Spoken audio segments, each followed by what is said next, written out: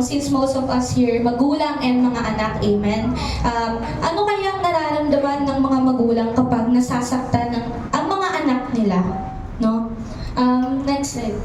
May papakita po akong illustration. Ayan, kung nakikita po natin, may magulang, no? Andyan yung anak. And nakikita natin na ini-illustrate nito na nasaktan yung anak. So, tingnan natin, mag-focus tayo sa reaction ng magulang.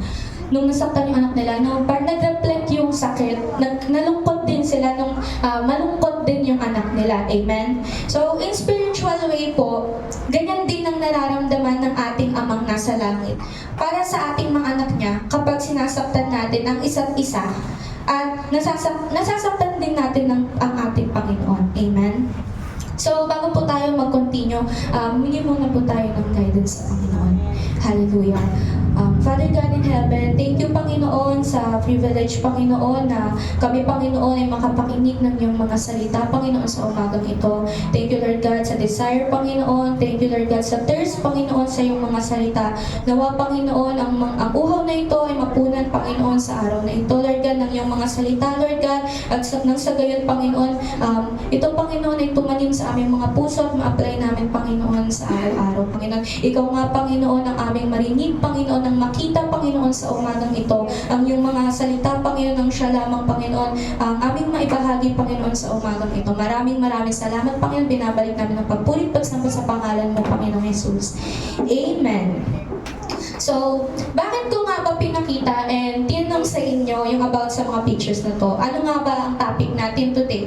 So, our today's devotion is all about, next slide po, hurt people, hurt God. Or which means, when we hurt others, sino nga ba yung mga others, no? Yung kapwa natin, yung kaibigan natin, yung pamilya natin, yan, yung mga kaklase natin, and most importantly, yung kapatiran natin sa Panginoon, no?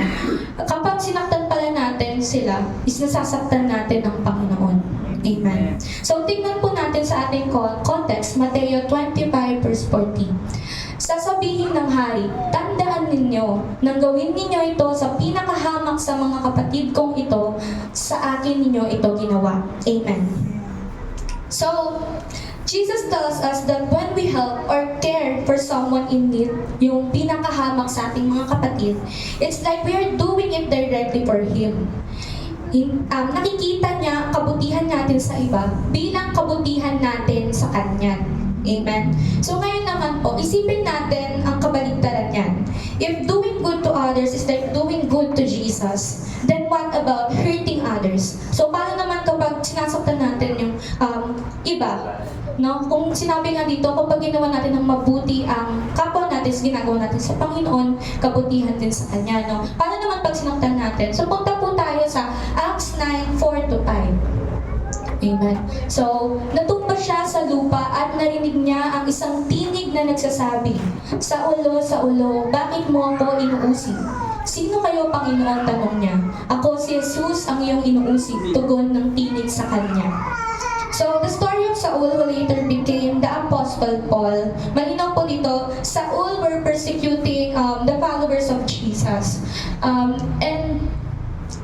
Para yung time din na yan is papunta nga siya na para mag-persecute pa nga po ng mga Christian or mga tagasunod ng Panginoon. But then nag-appear or biglang nag-appear yung Panginoon sa harap niya, no? At sinabi sa kanya, hindi sinabi sa kanya, bakit mo sinasaktan ng mga tagusunod ko? Kasi nga po, kung maaan natin sa kwento is, yung pinapersecute ni Saulo nung time na is yung mga followers ng Lord. Pero hindi sinabi ng Panginoong Jesus na bakit mo sinasaktan ng mga tagusunod ko? Kundi sinabi niya, Saulo, bakit mo ako inuusig? Nakita ni Jesus ang pananakit sa kanyang mga tagasunod bilang pananakit sa kanya mismo. This shows us that hurting people who belong to God is like hurting God directly. So next slide po. Bakit nga ba? These are the points to remember. Every person is incredibly important to God. So lahat po tayo, lagi natin tatandaan na importante tayo sa Panginoon. Bawat isa, walang natatangi, lahat tayo mahal ng Panginoon. So dahil mahal na mahal tayo ng Diyos at itinuturing niya tayong kanyang sarili. Pangalawa, how we treat others is how we treat God Himself. Pangatlo, hurting anyone is like hurting Jesus. Kapag sinaktan natin ang taong mahal niya, nararamdaman din niya ang sakit na iyon. Katulad na lang din po ng sa illustration natin kanina yung mga magulang, no? Alam naman natin na sa mga magulang, kapag nasasaktan yung mga anak nila, is parang nagre-reflect din sa kanila, napupunta rin yung sakit na nararamdaman ng mga anak nila sa kanila. So, paano pa kaya yung Panginoon natin or yung Ama natin nasa langit, no? So, ayan, tignan mo nga yung katabi mo. Mukha bang deserve niyan masaktan? Ay, oo. Hindi. Siyempre hindi. Mahal yan ng Lord. Amen. So sabihin mo nga dyan, mahal ka ng Lord. Amen. Mahal yan ng Lord. So, ang question lagi, no, kung mahal mo, bakit mo nagagawang saktan? Ha? Sakit? Ay, ulitin ko. Kung mahal mo, bakit mo nagagawang saktan? Minsan kasi, hindi tayo nagiging aware na nasasaktan na pala natin ang ating kapatid. Through words man yan, actions, or sa iniisip natin sa kanila. For example po, mabuti yung pakay natin na paalalahanan, pero maayos ba yung way ng pagpapaalala natin? Baka mamaya pasigaw na, pasumbat, or pangungumpara na. Kasi po iba ang pagpapaalala sa pangdadaw. Ang pagpapaala, it should be in proper time, it should be in proper place. So let's read po in Matthew 7:3. Ito po napasadahan din po ni Pastor Dick nung Sunday. So, sabi po dito, bakit mo pinapansin ang puwit sa mata ng iyong kapatid, ngunit hindi mo pinapansin ang trosong nasa iyong mga mata? We're all in the process, no? Not instantly perfect tayo. We all have flaws, may sarili tayong topak, and andito tayo para paalalahanan ng bawat isa. Not to downgrade each other kapag nagkakamali.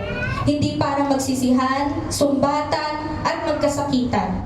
Madalas kasi pag nagkakamali ang kapatid natin, imbis na paalalahanan natin, nagagawa pa natin i-chismis. Amen? Aray. So, it just hindi nakakalugod sa ating Panginoon. Bakit? Bakit nga ba hindi nakakalugod sa Panginoon na ano natin? Kasi imbes na yung simple issue na ma-resolve agad, lumalala. Kasi kapag chinismis natin, mas dumadami yung comments. So, hindi nare-resolve yung issue na yun, kundi mas lumalala pa. So, nakakalimutan din natin minsan na yung mga nakaraang pagkakamali ng isang tao is hindi na dapat ang maging basihan ng kung sino sila sa kasalukuyan. Amen? Amen. Binigyan tayo ng Diyos ng pagkakataon na magbago at lumago. At dapat din natin ibigay ang pagkakataon na yon sa ating kapwa. So lastly, Jesus gave us a very important command in John 13:34-35. Isang bagong utos ang ibinibigay ko sa inyo ngayon. Magmahalan kayo kung paano ko kayo minahal, gayon din naman magmahalan kayo. Kung kayo'y may pagmamahal sa isa't isa, makikilala ng lahat na kayo'y mga alagad ko. Amen. So sinasabi niya nga na ang pag-ibig na ito, ang tanda na mga tagasunod niya tayo. Kung sinasaktan natin ng iba, hindi natin sinusunod yung utos niya. No? At hindi natin ipinapakita sa mundo na tayo ay sa Kanya.